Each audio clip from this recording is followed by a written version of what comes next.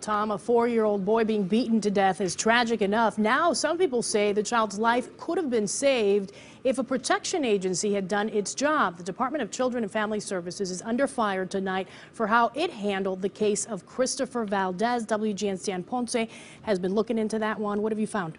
Well, you know, the allegations in this case are very disturbing. A little boy beaten to death, his mother charged with murder. But now the question, could the boy's death have been prevented if DCFS had acted properly? At least one state official says the answer is yes.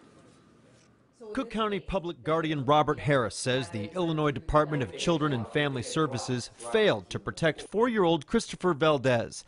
The day after Thanksgiving, which was also his birthday, he was found beaten to death in his home in Gage Park.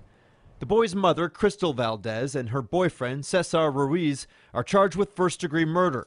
Now DCFS is coming under fire. Rightfully so, says Robert Harris, who spoke to WGN's Amy Rutledge earlier today. They didn't do what they should have done when you have a child that's abused. They should have stepped in. Even if they were going to leave him at home, they should have made more visits to the home. They should have offered more specific targeted services to Christopher and his sister, but also to the mother. Back in July, the boy's mother took him to the emergency room with a black eye and bruises over his body. Doctors didn't buy her story that he had fallen.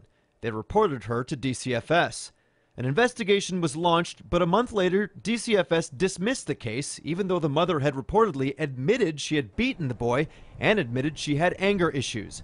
According to documents obtained by the Chicago Tribune, DCFS closed the investigation sooner than normal, ignored key elements of the police investigation, and accepted the mother's initial claim that Christopher hurt himself on his own.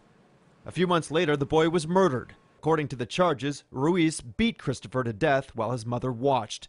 Robert Harris says this case represents a pattern of neglect within DCFS. I'm not saying that these people are all, DCFS is a cold-hearted agency. It's not, obviously.